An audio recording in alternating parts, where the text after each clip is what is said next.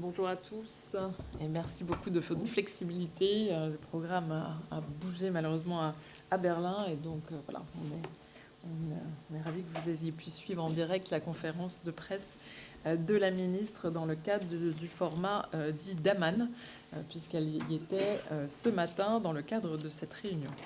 Donc, merci à vous d'être là pour ce point de presse du 11 mai 2023. Avant toute chose, je voulais, puisque je suis en face de vous, vous réitérer nos plus vives condoléances après la mort tragique d'Arman Soldin, réitérer nos plus vives condoléances évidemment à sa famille, à tous ses collègues de l'AFP avec qui nous avons le plaisir et l'honneur de travailler au quotidien, puis à tous ses confrères que vous êtes. Nous souhaitons saluer son courage. Je crois que tous les collègues de l'AFP ont pu témoigner, et notamment ceux qui travaillent auprès de lui. Je pense au post bouleversant de Daphné Rousseau sur les réseaux sociaux, qui a témoigné du courage, de l'engagement en première ligne d'Arman Soldin. Et je crois qu'il illustre bien le prix de la liberté d'informer. Et vous savez que vous pouvez compter sur la France pour défendre cette liberté d'informer partout dans le monde et pour défendre la protection des journalistes aujourd'hui en danger. Voilà, donc je voulais avoir une pensée pour lui et pour sa famille et ses proches ce matin. Je commence sans plus tarder sur l'agenda commenté du pôle ministériel. Donc, s'agissant de Madame Colonna, la ministre de l'Europe et des Affaires étrangères est à Berlin, comme vous venez de le voir. Elle se rendra ensuite à Stockholm, puisqu'elle assiste du 12 au 13 mai au Gimnich, qui constitue, vous le savez, la rencontre des ministres des Affaires étrangères et des ministres de la Défense. À cette occasion, elle soulignera la nécessité d'inscrire notre soutien à l'Ukraine dans la durée, notamment en renforçant les capacités de production de l'industrie de défense européenne et de mettre en place une économie de guerre européenne. Vous savez que c'est une des priorités que nous poursuivons avec nos partenaires européens. Il sera également question de sanctions et de la priorité accordée à la lutte contre les contournements de sanctions ainsi que le renforcement de nos partenariats avec les pays tiers en la matière. La Chine sera également à l'ordre du jour du Gimnich et la ministre réaffirmera à cette occasion la pertinence du triptyque européen de mars 2019. Elle soulignera l'importance que nous accordons à la poursuite du rééquilibrage de la relation entre l'Union européenne et la Chine à travers la mise en œuvre de l'agenda agréé lors du Conseil européen de Versailles. Elle rappellera également la nécessité de maintenir une approche lucide, exigeante, mais aussi constructive avec la Chine, comme l'a fait le président de la République lors de son récent déplacement en Chine, comme la ministre l'a fait encore hier soir avec son homologue, sur les enjeux globaux comme sur les sujets internationaux tels que l'agression russe contre l'Ukraine. Il y a une déclaration à cet égard vers laquelle je vous renverrai. La ministre participera également au Forum Indo-Pacifique, donc toujours à Stockholm le 13 mai sous présidence suédoise. Il s'agit de la deuxième édition du Forum ministériel Union européenne Indo-Pacifique. Vous savez que la première édition s'était tenue sous présidence française de l'Union européenne le 22 février de l'année 2022. Et donc cette réunion du forum réunira des participants à la fois de l'Union européenne et une trentaine de pays de l'Indo-Pacifique, mais également des institutions de la Banque européenne d'investissement et ainsi que plusieurs organisations régionales de la région Indo-Pacifique. Cette réunion, qui s'inscrit évidemment dans le contexte international marqué à la fois par l'agression russe contre l'Ukraine et une montée des tensions dans la zone Indo-Pacifique, marquera un moment essentiel pour que à la fois les pays de l'Union européenne et de l'Indo-Pacifique expriment et disposent d'un espace de dialogue spécifique à ce sujet pour travailler sur tous les sujets d'intérêt commun en matière de sécurité, de développement, d'environnement, mais aussi de connectivité et de résilience des chaînes de valeur. Donc ce forum offrira cette occasion de dialogue et il permettra aussi de mesurer le chemin parcouru dans la mise en œuvre des engagements pris l'an dernier et la nécessité de donner une impulsion supplémentaire aux coopérations déjà mises en œuvre. Donc la ministre interviendra en ouverture du forum. Elle interviendra également dans une table ronde qui est dédiée au sujet de sécurité. On pourra évidemment vous en faire état. Et elle soulignera dans le cadre de cette table ronde les avancées enregistrées dans la mise en œuvre des initiatives phares telles que la stratégie Global Gateway. Vous vous souviendrez que nous avons identifié notamment à l'occasion d'une réunion à Paris, les possibilités de coopération et d'investissement pour nos entreprises. Et il y a à cet égard l'identification de projets concrets pour la connectivité, mais aussi sur le plan sécuritaire, la mise en œuvre de présences maritimes coordonnées dans le nord-ouest de l'océan Indien. Et elle portera donc les propositions de la France pour continuer d'avancer dans cette dynamique et la transformer de façon aussi ambitieuse et opérationnelle que possible. À cet égard, je vous invite à rester, puisque vous êtes déjà là depuis quelques minutes désormais, puisqu'il y aura un briefing off à 14h15 de la part des conseillers de la ministre en charge des questions asiatiques et des questions européennes, qui brieferont sur les deux échéances que je viens d'évoquer. Autre point à l'agenda de la ministre, elle participera au sommet Choose France à Versailles. L'ensemble des pôles du ministériel accompagneront et participeront aux côtés du président de la République. Je tiens également à souligner que le ministre Olivier Becht sera demain à Dunkerque avec le président de la République dans le cadre de la présentation de la stratégie d'accélération de notre réindustrialisation. Et vous rappelez à cet égard que nous nous félicitons des chiffres excellents de l'attractivité française qui ont été dévoilés ce matin et qui font de notre pays, à nouveau, pour la 4e année, le pays le plus attractif pour les investissements directs étrangers en France. Toujours à l'agenda de la secrétaire d'État, Madame Zakharopoulou. La secrétaire d'État est actuellement en Côte d'Ivoire où elle entame tout juste un déplacement et elle se rendra ensuite du 15 au 17 mai à Madagascar pour une visite bilatérale et la participation au 37e Conseil des ministres de la Commission de l'océan Indien, ce qui permettra évidemment de travailler sur des sujets régionaux d'intérêt commun tels que l'économie bleue ou les mobilités.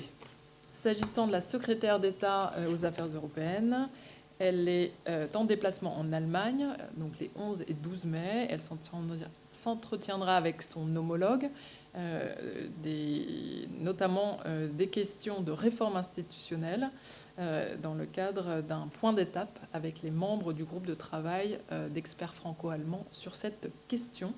Elles se rendront ensuite toutes les deux à l'Université européenne Viadrina à Francfort-sur-Oder pour un échange avec les étudiants sur les perspectives franco-allemandes sur l'avenir de l'Europe. S'en suivra pour la secrétaire d'État un déplacement en Pologne, à Poznań, où elle participera à une réunion en format Weimar avec son homologue polonais, Szymon Sinkowski-Delszek. Et les échanges porteront sur l'unité européenne dans le soutien à l'Ukraine, mais également les questions d'élargissement de l'Union européenne et les réformes institutionnelles. Voilà pour les points d'agenda. Et donc je passe sans plus tarder aux déclarations. J'ai déjà évoqué la déclaration de participation de Catherine Colonna au format Gimnich et au forum ministériel Indo-Pacifique. Je vous laisserai en découvrir. Je vous en ai donné déjà les principaux points. Et notre deuxième déclaration du jour tient à la situation des droits de l'homme en Biélorussie. La France a en effet pris connaissance avec une très vive préoccupation des conclusions du rapport du professeur Hervé Asensio dans le cadre de l'OSCE. Ce rapport met en lumière les restrictions croissantes des libertés fondamentales et le durcissement de la répression au cours des 2 dernières années pour assurer le contrôle du gouvernement biélorusse sur l'ensemble de la société et faire taire toute opposition à la guerre d'agression de la Russie contre l'Ukraine en Biélorussie. Le rapport alerte sur le nombre particulièrement élevé de prisonniers politiques et le recours régulier à la torture et à des traitements inhumains par les autorités biélorusses, en particulier à l'encontre de ceux qui sont perçus comme des opposants politiques. Ce rapport dénonce l'arsenal législatif complet mis en place par la Biélorussie pour contenir toute forme d'opposition, particulièrement dirigée depuis le début de l'agression russe en Ukraine contre ceux qui expriment leur opposition à la guerre ou leur soutien au peuple ukrainien, établissant ainsi un lien clair entre l'agression de la Russie contre l'Ukraine et le durcissement de la politique de répression menée par les autorités biélorusses. Je vous invite à découvrir cette déclaration que nous vous transmettrons également. Merci à vous. Je suis à votre disposition pour les questions.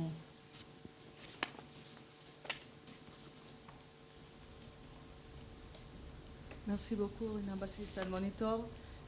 D'abord sur la situation à Gaza et la conférence de presse en Allemagne. Madame la ministre a salué le forum de Aqaba.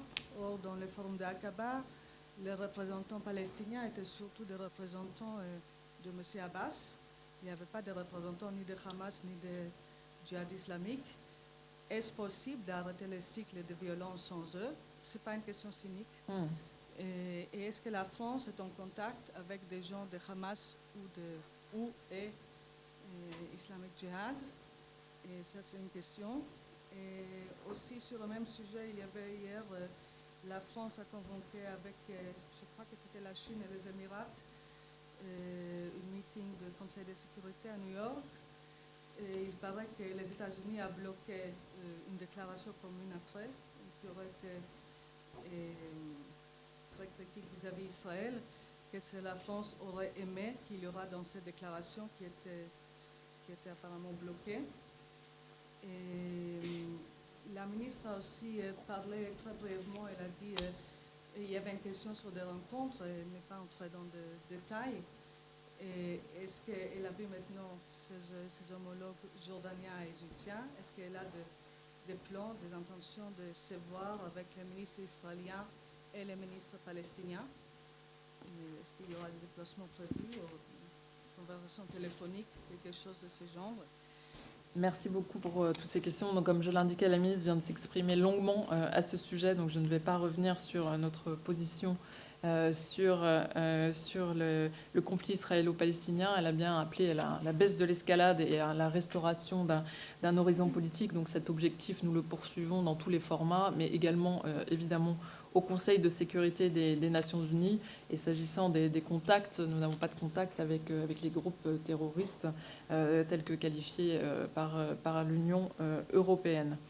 S'agissant des sanctions, nous sommes effectivement entrés dans une phase de discussion sur le 11e train de sanctions dans le contexte de la guerre en Ukraine et visant à affaiblir l'appareil de guerre russe. Donc, dans ce cadre-là, nous travaillons à des sanctions qui ne visent pas des pays tiers en particulier, mais qui visent l'effort de guerre de la Russie et qui visent notamment le risque d'exportation des biens à double usage européens vers la Russie via des entreprises de pays tiers. Donc la discussion est en cours à cet égard. Nous ne pouvons évidemment pas en donner les détails et elle se poursuivra et ce sera effectivement un des sujets du Gimnich que de questionner et de discuter avec nos partenaires européens de cette question de contournement des sanctions. Est-ce que vous pourriez me dire quelques mots sur la rencontre avec le ministre chinois des Affaires étrangères hier? Est-ce qu'on assiste à une sorte de réchauffement des relations? Et est-ce que vous avez abordé la question de la sécurité dans le détroit de Taïwan? Quelques mots aussi sur le dialogue 2+2 avec le Japon, parce qu'on a eu assez peu de détails. Est-ce que ça a été l'occasion de discuter des projets futurs, comme la situation a beaucoup évolué? Est-ce que vous avez pu mentionner l'apaisement entre le Japon et la Corée, par exemple?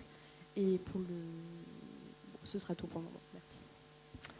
Merci beaucoup. Sur la rencontre de la ministre avec son homologue chinois, je vous renvoie à la déclaration que nous avons faite cette nuit, qui s'inscrit évidemment dans la suite de la visite du président de la République il y a désormais quelques semaines en Chine, et donc qui a permis d'évoquer à la fois les questions bilatérales avec les questions d'un agenda sur les mobilités sur lequel il y a un groupe de travail qui est en place et qui, dans le cadre duquel la discussion va se poursuivre pour une mobilité sans entrave entre les deux pays, des questions sur les relations économiques et notre souhait évidemment réitérer que ces relations économiques se fassent dans un cadre équilibré et conforme aux intérêts de chacun des pays et à la souveraineté de chacune des zones géographiques.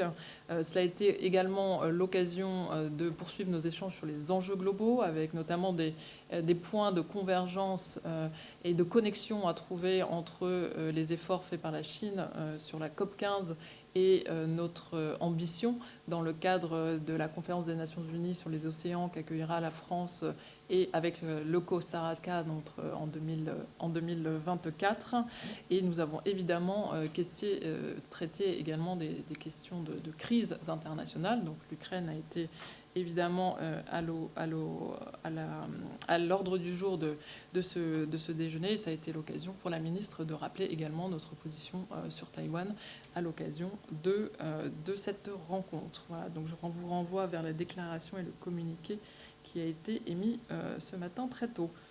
Sur le 2+2, ça a été effectivement l'occasion pour les 4 ministres, donc en ce début de semaine, de réaffirmer l'importance du partenariat d'exception franco-japonais. Vous savez que nous célébrons le 10e anniversaire de la relation entre nos deux pays et de ce partenariat, un partenariat qui repose sur des valeurs partagées et sur une ambition commune de renforcer encore la coopération bilatérale sur les questions maritimes, mais également de renforcer notre dialogue maritime global avec ce pays.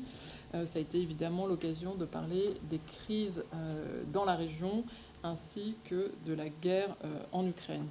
Plus précisément sur la question du Japon et de la Corée, nous saluons le souhait de la République de Corée et du Japon d'ouvrir un nouveau chapitre de leurs relations bilatérales. Le Japon et la Corée du Sud sont 2 grandes démocraties, sont 2 pays amis et des partenaires prioritaires pour la France dans l'espace Indo-Pacifique. Cette dynamique positive contribue donc, de notre point de vue, à la stabilité et à la paix dans la région.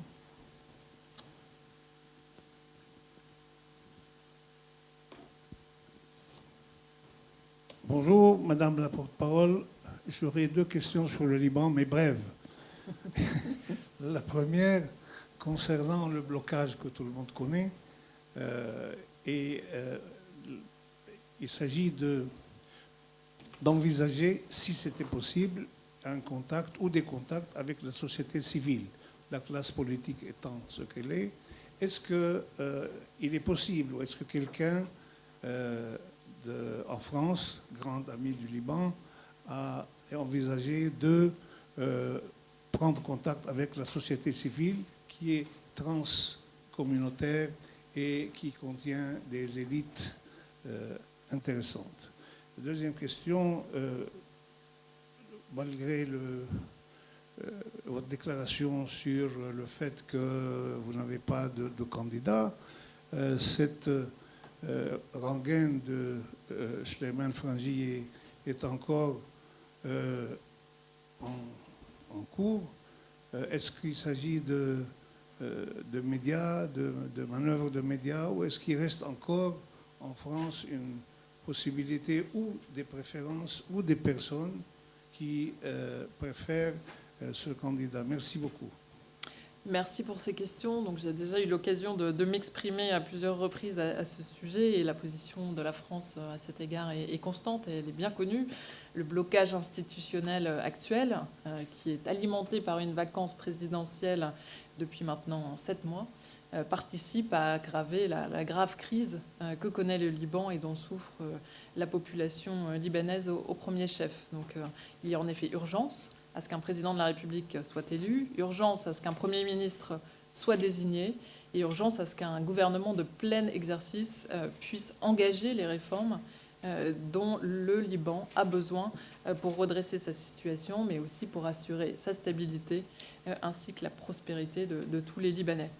Donc c'est dans ce cadre et en concertation avec tous nos partenaires et toutes les parties que la France poursuit ses efforts pour que les députés et les acteurs politiques libanais, à qui incombe la responsabilité de cette élection, s'engagent enfin à trouver une solution consensuelle dans le respect des accords de Taïf et en tenant compte de la réalité du Parlement tel qu'il a été élu par les Libanais il y a un an. Vous évoquez la société civile, c'est évidemment le travail au quotidien et de tout temps que de notre ambassade, que d'être en contact avec la société civile sur toutes les questions qui importent à notre relation bilatérale. Merci pour vous. Bonjour, Pierre Firsion de Radio France Internationale. J'ai une première question sur le Soudan. Ce jeudi, le haut-commissaire aux droits de l'homme a appelé les pays à faire pression par tous les moyens possibles pour résoudre la crise qui touche le pays. Quel regard portez-vous sur l'évolution de la situation sur place? La France intervient-elle auprès des belligérants pour tenter de mettre fin au combat? Ça, c'est ma première question. La seconde, sur Haïti. Mardi, à l'occasion de la journée de l'Europe, les diplomates européens encore présents à Port-au-Prince, dont l'ambassadeur de France, Fabrice Moriès, ont convié des membres du gouvernement haïtien et des représentants de la classe politique du pays à un cocktail. Parmi ces invités, l'ancien président Joslerme Privert et l'ex-premier ministre Jean-Henri Séon. Or, tous deux ont été sanctionnés récemment par les États-Unis et par le Canada pour financement présumé des gangs armés qui sèment la terreur dans la capitale et dans le reste du pays.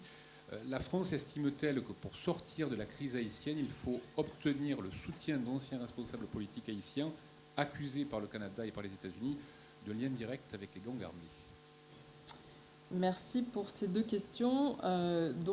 Sur le Soudan, notre préoccupation, elle est évidemment majeure du fait de la dégradation de la situation qui fait suite à la poursuite des violences. Il y a eu, vous le savez, toute une série d'appels au cessez-le-feu. À ce stade, tous ces cessez-le-feu et ces appels à la trêve ont malheureusement été violés.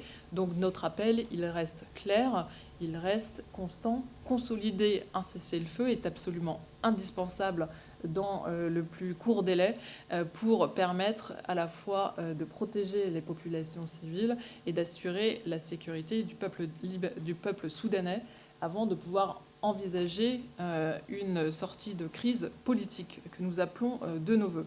Donc dans ce contexte-là, notre ambassadrice, comme vous le savez, a repris son travail dans le cadre d'une task force qui s'est réunie à Paris.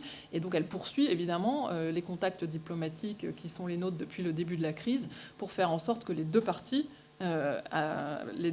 cessent les combats sur le terrain. Et par ailleurs, nous soutenons tous les efforts en cours en ce sens, qu'il s'agisse des partenaires régionaux ou de nos partenaires internationaux. Vous évoquez le HCR. Je voyais à l'instant que notre représentant permanent à Genève auprès des Nations Unies apportait son soutien publiquement à une résolution qui appellerait à une cessation des conflits, des combats immédiates, et donc réitérer, y compris dans cette enceinte, l'appel qui est le nôtre à la cessation des combats.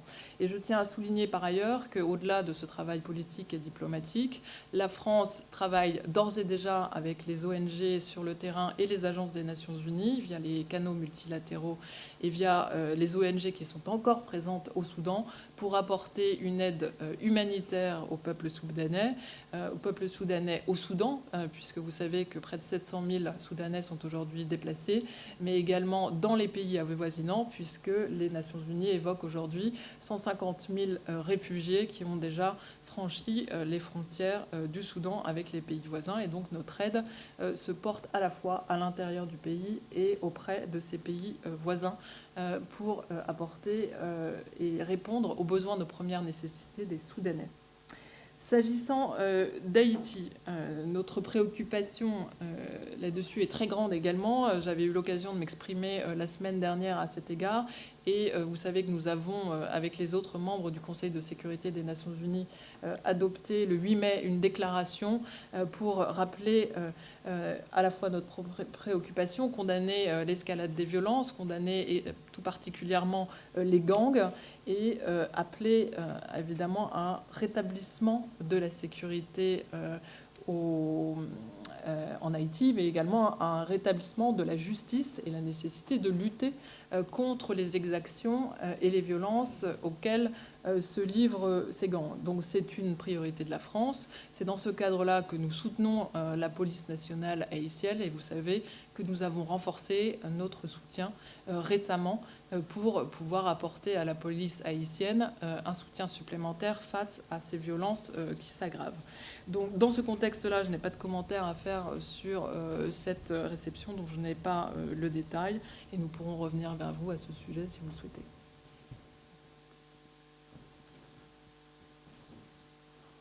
Bonjour, Rumi Delmez, Anadolu. L'Assemblée nationale française a récemment voté une résolution appelant le gouvernement français à se mobiliser diplomatiquement pour que le groupe paramilitaire Wagner soit inscrit à la liste des organisations terroristes de l'UE. Avez-vous engagé ou projetez-vous d'engager des efforts diplomatiques dans ce sens? Et en lien avec cette question, le patron de Wagner, Evgeny Prigojine, a lié cette résolution au fait que son groupe, au fait avéré ou non, que son groupe ait nui aux intérêts français, notamment en Afrique. Puis-je avoir votre réaction, s'il vous plaît? Alors, à cet égard, la ministre a eu l'occasion de s'exprimer devant l'Assemblée nationale en soulignant que les exactions du groupe Wagner ne pouvaient en effet rester sans réponse. Vous savez que nous avons, depuis décembre 2021, adopté toute une série de sanctions à différents titres contre le groupe Wagner, au titre notamment du régime droits de l'homme de l'Union européenne, puisque le groupe Wagner s'est rendu coupable de nombre d'exactions, de pillages, de prédations, dont les rapports des Nations Unies ont pu documenter le détail dans un certain nombre de pays, à commencer par la Centrafrique, le Mali, mais bien évidemment en Ukraine également. On voit que ces exactions, elles sont le fruit d'une doctrine qui vise à instaurer le régime de terreur. Et donc, dans ce cadre-là, il n'y a pas de tabou, comme l'a dit la ministre, sur cette question des désignations. Je n'ai pas à ce stade d'éléments à faire état sur la poursuite de nos efforts en ce sens, mais vous savez que nous continuons à discuter dans les enceintes européennes sur les questions de sanctions applicables au groupe Wagner, y compris au titre des autres régimes déjà existants. S'agissant des propos de M. Prigojine, je ne vais pas les commenter. Je pense que plus personne ne prête attention au type d'élucubration dont M. Prigojine est tout à fait coutumier. Merci beaucoup pour cette question. Oui.